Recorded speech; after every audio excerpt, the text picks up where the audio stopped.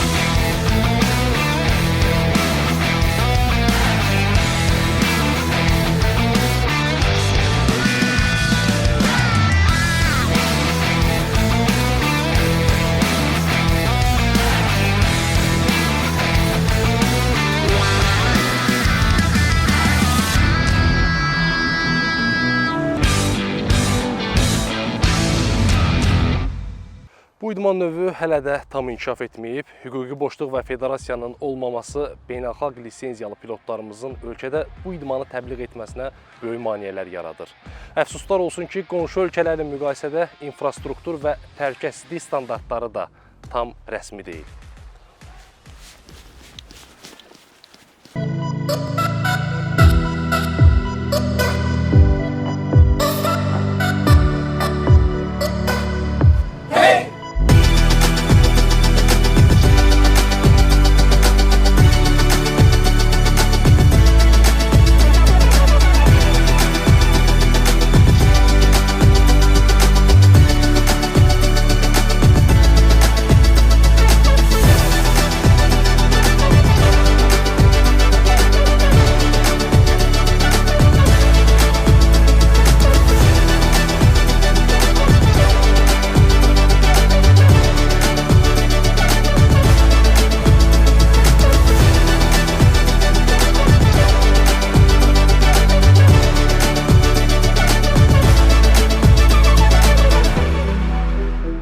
Bütün dünyada məşhur olan paraplan ilə uçuş və təbii ki, Azərbaycanda da, ölkəmizdə də bu idman növü ilə məşğul olunur və 2010-cu ildən başlayan bu fəaliyyət son illərdə daha da vüsət almış, daha da gənclərimiz və həmçinin ekstrem idman sevənlər arasında daha da böyüməyə başlamışdır. Burada mən və digər təlimatçıların da əsas məqsədi bu idman növünün Azərbaycanda daha da yayılması, ekstrem idman sevərlərin onlara daha da əl çatan olması üçün təlimlər keçirik və bunun inkişaf eləməsində də çox maraqlıyıq biz bu idman növünün inkişaf eləməsinə. Azərbaycandan qeyd etdiyim kimi 2010-cu ildən başlamış bu idman növü son illərdə daha da geniş yayılmış və buna əsasən beynəlxalq təlimatçılar tərəfindən keçirilən kurslarda yerli paraplan pilotları hazırlanır. Bu paraplan təlimlərində əsas xüsusilə vurğulanacaq şeylərimiz bizim təhlükəsizlik məsələləridir. İlk növbədə təhlükəsizlik tərəfləri xüsusi vurğulanır və təlim vaxtı da bu təhlükəsizlik tərəflərinə, təhlükəsizlik məsələlərinə xüsusilə önəm verilir. Və burada yeni başlayan mərhələdən pilotlar, paraplan pilotları mərhələlərə görə bölünür və yeni başlayan pilotlardan başlayır 5 mərhələ və sonra daha peşəkar bir mərhələ gəlir. Və burada da xüsusilə biz beynəlxalq qaydalara, beynəlxalq təlimlərə əsasən bunlar hamısı keçirilir. Bu məsələdə ölkəmizdə qanunvericilik məsələsində bu Dövlət Mülki Aviasiya Agentliyi tərəfindən xüsusilə Nazirlər Kabinetinin qərarlarında qeyd olunmuş və ona əsasən həyata keçirilir və təəssüflər olsun ki, bəzi bölgələrimizdə yerli idarə orqanları tərəfindən bu qanunların tamamilə mənimsənməməsi baxımından bəzi problemlər yaşayırıq. Belə ki, xüsusi icazə alınıb-alınmaması soruşulur və biz qeyd etdik ki, Nazirlər Kabinetinin qərarına əsasən bu uçuşlar həyata keçirilir. Müəyyən hallarda, müəyyən zamanlarda bununla bağlı məsələlər, problemlərimiz yaranır və bu idman növünün ölkəmizdə genişlənməsi üçün bizim pilotların, paraplan pilotlarının təlim keçməsi, uçması, müxtəlif yerlərdə uçması lazımdır və həmçinin bu təlimlərdə iştirak edərək, bu təlimləri keçərək, bu təlim uçuşları müxtəlif relyefli ərazilərdə, hansı ki ölkəmizdə də müxtəlif yerli düzənliklərimiz var, dağlıq ərazilərimiz var, hündür təpəlik ərazilərimiz var, hansı ki ölkəmizdə bunun üçün çox əla bir fürsət var bu idmanın inkişafına.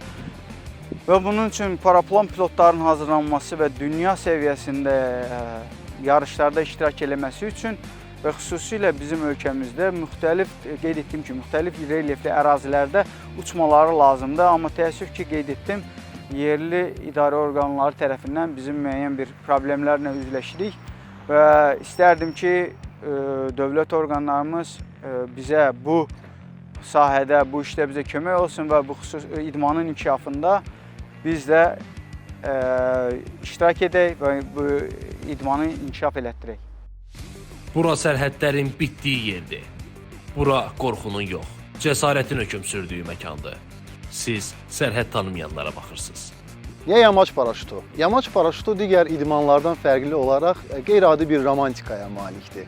Düşünün, belə bir azadlığı ki, göylərə qalxırsınız, İnsanların alpinizm olaraq ayaqla fəth etdiyi yüksəkliklərə qanadla uçursunuz, hava axınlarını tutursunuz və məsələn qırız şəlalələri, Şamaxının gözəl meşələri kimi yerlərdə uçuşlar edirsiniz. Bu azadlığı, bu sərbəstliyi sadəcə hiss etmək lazımdır. Bir çox insanı bu idman məhz bu romantikaya, bu gözəlliyə görə cəlb edir və idmana ilk gəlib başlayanda düşünürlər ki, bu idmana başlamaq çətin ola bilər, bacarmaram deyirlər. Lakin ilk təcrübədən, ilk yoxlanışlardan başa düşürlər ki, xeyr, o qədər də çətin deyil. Çox qısa müddətdə qanada hakim olmaq olur və ilkin uçuşları icra eləməyə başlamaq olur. Və həmçinin ölkəmizdəki olan böyük potensial, iqlim şəraiti və həmçinin cəmiyyətin mövcud olması bu idmanda gözəl bir inkişaf mühiti yaradır və tez bir müddətdə pilotun peşəkar səviyyəyə kimi çatmasına bir yol açır. Və bunun üzərindən biz xarici ölkələrdən, məsələn Türkiyə, Fəthiyyədə, Ölü Dənizdə professional peşəkar təlimlərimizi davam etdiririk. Bu ekstremal manevrlardır. Ekstremal manevrlarda biz qanadda ola biləcək bütün ekstremal şəraitləri yaradaraq və onlardan çıxaraq məşğələlər icra edirik. Təbii ki, bunlar hamısı xüsusi təlimçilər vasitəsilə, yüksək hündürlükdə və bütün qorucu vasitələrlə dənizin üzərində, aşağıda qayıq olur və s. Sizin təhlükəsizliyiniz yüksək səviyyədə təmin olunmuş şəraitdə icra olunur. Bu da bizə imkan verir ki, biz peşəkar səviyyədə istədiyimiz hava şəraitində rahat şəkildə uçuşlar eləyə bilək və irəli doğru hərəkət edə bilək. İdmanın istiqamətlərindən danışsaq əgər, ən asan istiqamətlərindən biri dəqiqliyə enmə üzrə yarışlardır. Bu yaxınlarda biz doğma Azərbaycanımızda dünya çempionatı keçirdik bu sahədə. Dəqiqliyə enmə yarışması çox maraqlı və keçirilən bir yarışdır. Bu 5 metrəlik bir diametrdə olan bir sahənin içərisinə çox dəqiqlik, bir qəpik qədər dəqiqliyə gəlib enməkdən ibarətdir və bu idmanın çox maraqlı bir istiqamətidir dəqiqliyə enmə üzrə və həmçinin siz xarici ölkələrə də səfər edərək bu dəqiqliyə enmə üzrə yarışlarda iştirak edə bilirsiniz. İkinci istiqamət məsafə yürüşləridir. Məsafə uçuşlarında düşünün ki, bir nöqtədən qalxırsınız və yüzlərlə kilometr qət edərək təbiət qoynunda, meşələr, dağların üzərində yüzlərlə kilometrlər qət edərək başqa bir yerə enirsiniz. Məsafə uçuşlarındakı rekord hal-hazırda 613 kilometrdir. Bu Texasda vurulmuş bir rekorddur. Hündürlük olaraq isə yeri gəlmişkən qeyd edim ki, 8400 metr hündürlüyə qalxmış pilot olub. Bu da Pakistanda qeydə alınmışdı. İdman çox maraqlıdır, həddindən artıq emosiyalarla və rəngarəngliklə seçilən idmanlardan biridir. Bütün gənclərimizi fürsətdən istifadə edib idmanımıza dəvət edirəm. Biz də burada çox gözəl şəraitlər yaradırıq. Baxmayaraq ki, hüquqi müstəvidə kifayət qədər böyük problemlərimiz var, amma buradan təşəkkürlərimizi bildiririk Gənclər və İdman Nazirliyinə, Turizm Nazirliyinə. Bütün bu çətinliklərə baxmayaraq bizi hər zaman dəstəkləyib idmanın inkişafına töhfə verirlər və yaxın gələcəkdə bu idmanda daha yeniliklərin, daha inkişafın olacağına əminik. Dağçılıq turizmi bilirsiniz ki, çox sürətlə inkişaf eləyir və bu turizmin hal-hazırda inkişafı ilə, ekoturizmin inkişafı ilə paralel olaraq yamaç paraşütuna, paraplana çox böyük maraq və meyillər gəlir və gənclərimizdən biz bu həvəsi görürük, hiss edirik və tam dəstəkləməyə çalışırıq. Bütün Azərbaycan gənclərini bu idmana dəvət edirik. Qanadlarınızı qaldırın, göylərə doğru ucalın və dünyanı başqa bir bucaqdan kəşf edin.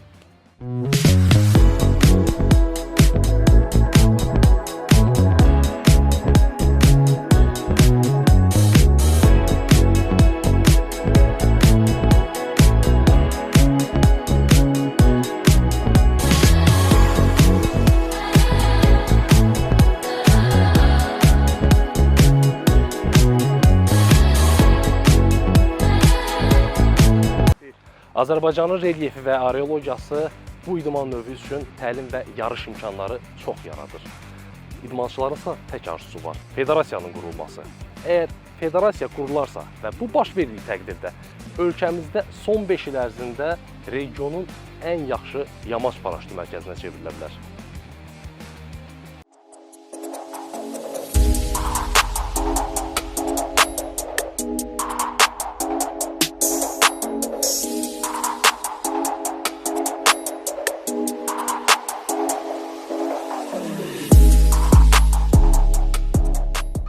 Ölkəmizdə son 20 ildə inkişaf edən yamaç paraşütü 2000-ci illərin əvvəllərindən artıq fərdi həvəskarların uçuşu ilə başlayıb və 2012-ci ildən Hava və Ekstremal İdman Növləri Federasiyası olan Firex yaradıldı. Artıq bundan sonra klublar həm təlim, həm də turist uçuşları həyata keçirməyə başlayıblar.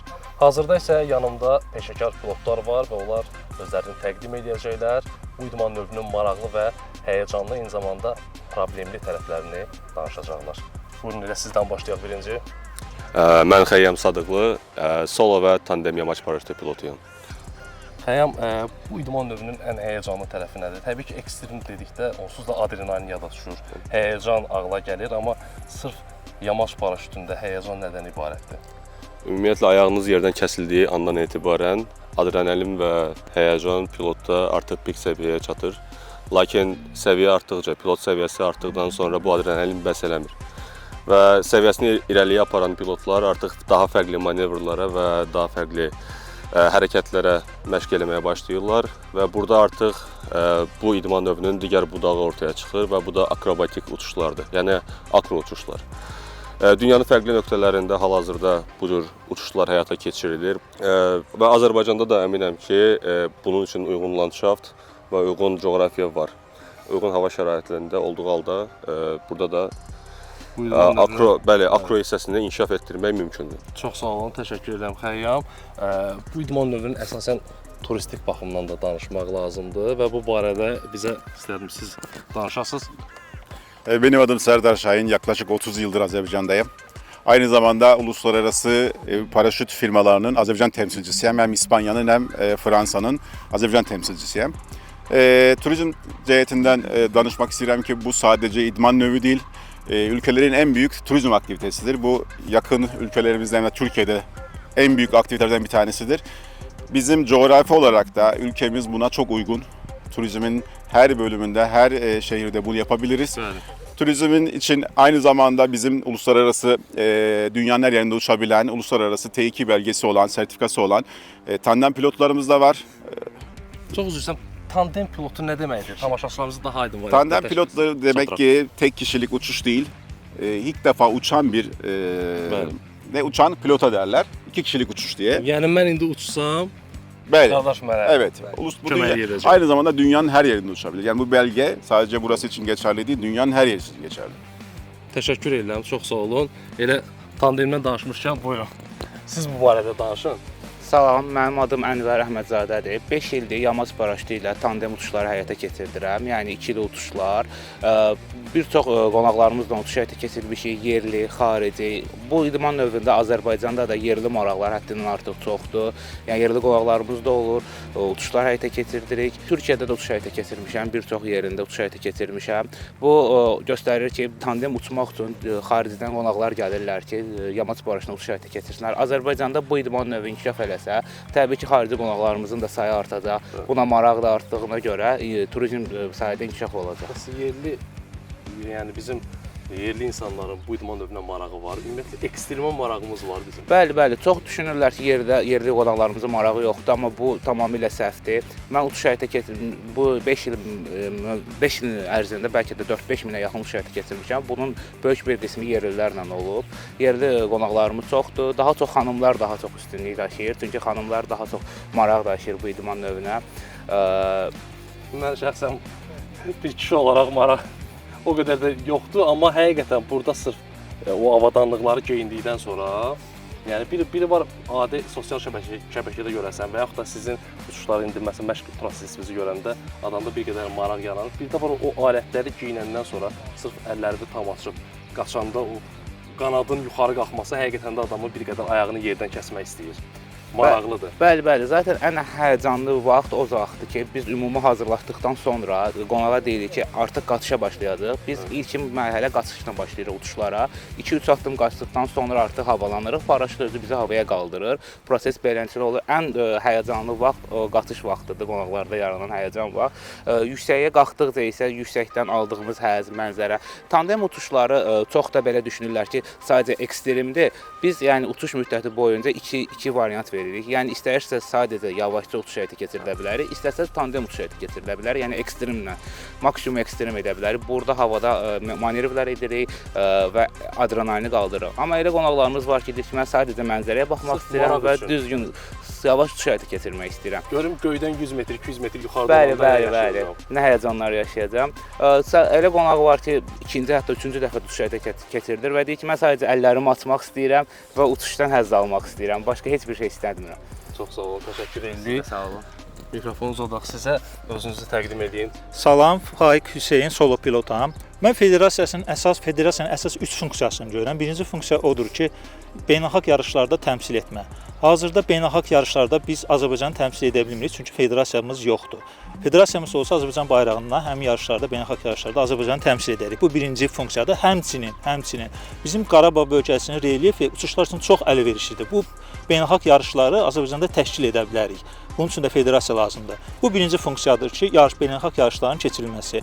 İkinci funksiyanı mən onda görürəm ki, hazırda biz ərazilərdə uçuş keçirən zamanı müəyyən bir maarifləndirmə olmadığına görə müəyyən bir strukturlar yaxınlaşır, bizdən icazə istəyir. Hansı ki, federasiya olsa bizimlə dövlət strukturları arasında bir körpü rolu oynayar ki, onlara məlumatlandırar ki, bu uçuş hazırda xüsusi icazələrlə yox, Nazirlər Kabinetinin mövcud qaydasına əsasən məlumatlandırma əsasında həyata keçirilir. Və sırf məntəqələr var.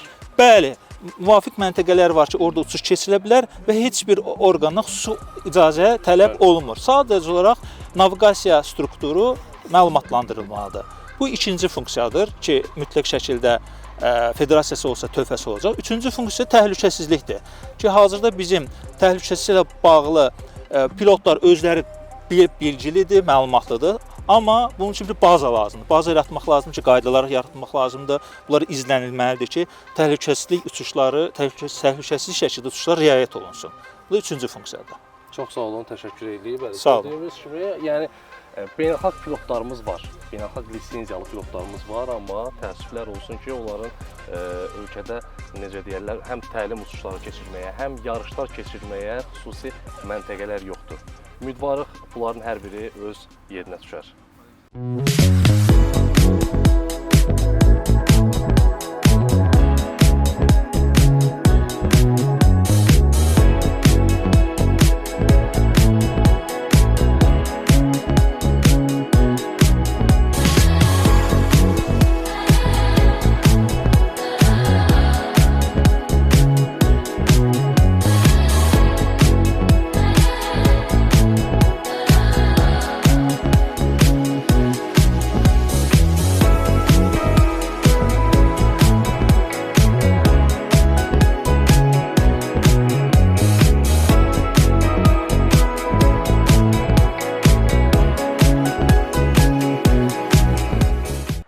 Baxın, sərhəd tanımayanlar həqiqətən də qorxusuzdur. Əgər siz də bu idman növünü sınamaq istəyirsinizsə, ehtiyatlı olun. Amma qorxunu bir kənara qoyun. Siz sərhəd tanımayanları izləyirdiniz. Sağ olun, salamat qalın.